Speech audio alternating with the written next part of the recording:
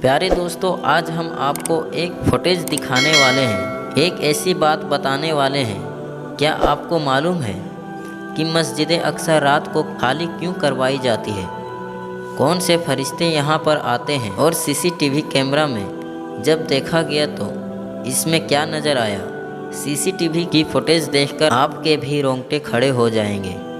तो प्यारे दोस्तों, ये वीडियो बहुत ही ख़ास है। आप लोग इसे लाइक करें या ना करें, लेकिन आप इस वीडियो को पूरा ज़रूर देखिए। तो दोस्तों, मस्जिद अल अक्सा इज़राइल भी क्यों पाना चाहते हैं? तो दोस्तों, इसकी एक ही वजह नज़र आती है, और वो है कि अल्लाह ताला इस घर की हिफाजत खुद करता है और फरिश्ते यहाँ पर पहरा भी देते हैं। दोस्तों, बहुत कम लोग इस बात से वाकिफ़ होंगे कि मस्जिद अक्सा को रात के वक्त खाली करवा दिया जाता है और यहाँ किसी को आने और रात में रुकने की इजाज़त नहीं दी जाती है। दोस्तों, इसे हज़रत सुलेमान अलैहिस्सलाम ने जिन्नातों के जरिए बनवाया था, जिसे यहूदी हैकले सुलेमानी के नाम से जानते हैं। और यही वो पाक मकाम है जहाँ हज़रत मरियम सल्लल्लाहु अलैहि वसल्लम के बदन पाक में हज़रत ईसा अलैहिस्सलाम थे और हज़रत जिब्राइल अलैहिस्सलाम रोज़ उनके लिए जन्नत से खाना लेकर आया करते थे।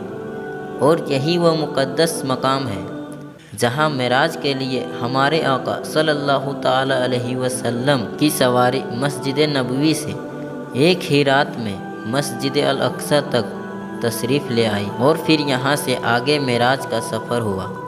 दोस्तों, मुसलमानों को इस मुक़द्दस मकाम में ऐसा कुछ हो चुका है जिसका तसव्वुर भी इंसानी अक़ल के लिए दुश्वार कहते हैं। दोस्तों, रात को इसको खाली रखने की वजह यह है कि कुछ सालों पहले की बात है, एक शख्स जो मस्जिद के निगरानी और दूसरे उम्र सरनमाज दिया करता था और रमज़ान के महीने में अक्सर इबादत के लिए मस्जिद अक्सा में आता था।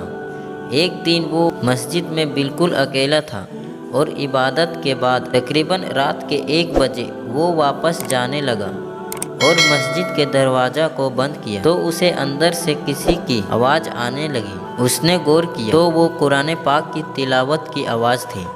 उसने दरवाज़ा खोला, अंदर जाकर जब देखा तो मस्जिद बिल्कुल खाली थी और उसके अलावा और वहाँ कोई मौजूद नहीं था। तो फिर दोस्तों, आवाज़ आखिर किसकी थी और कौन तिलावत कुरान पाक कर रहा था? वो दोबारा वापस मुड़ा, दरवाजे को बंद किया तो उसने फिर तिलावत कुरान पाक वही आवाज़ सुनाई पड़ी।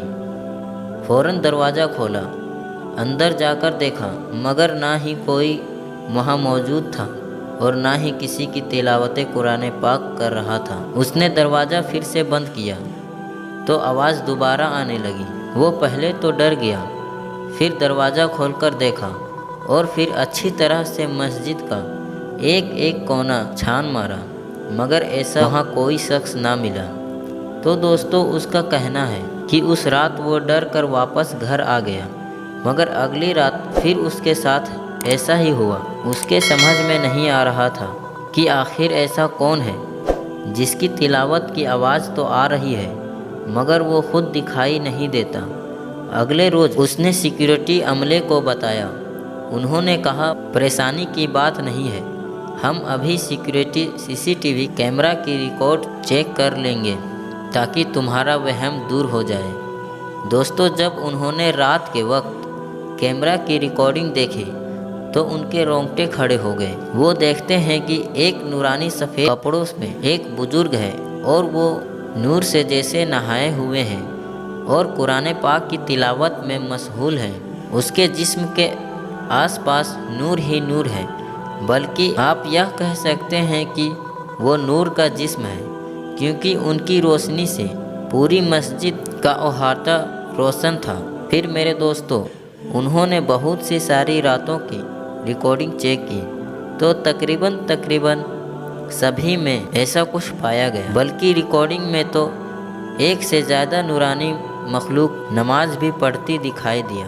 इन सारी बात इमाम मस्जिद और इंतजामिया को बताई गई और सीसीटीवी फुटेज दिखाई गई। तो इंतजामिया और इमाम मस्जिद ने ये फ़ैसला किया کہ رات کے وقت میں مسجد خالی کروائی جائے تاکہ فرشتے اپنی عبادت کھل کر سکیں، اور اللہ کی جو نہیں دکھنے والی مخلوقات ہے جو ہم انسانوں سے چھپی ہوئی ہے، جسے جنات بھی کہتے ہیں، وہ بھی یہاں پر ہو سکتا ہے اللہ کی عبادت کے لیے آتے ہیں۔ اسی لیے اس مسجد کو ہمیں رات کے وقت بند کرنا چاہیے۔ اس کے بارے میں ایک عالم کا یہ بھی کہنا تھا کہ اب تک اسرائیلی نہتے مسلمانوں سے مسجد نہ لے پائے ہیں تو یقیناً اللہ پاک اپنی فرشتوں کے ذریعے اپنے گھر کی حفاظت خود فرماتے ہیں، تبھی آج تک یہودی مسجد اقصی پر قبضہ نہیں کر پا رہے ہیں۔ دوستو، اسی طرح معراج کے عظیم سفر میں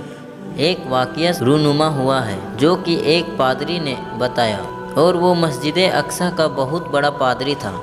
انہوں نے کہا کہ میری عادت تھی میں ہر رات سونے سے پہلے مسجد کے تمام دروازے بند کر دیا کرتا تھا۔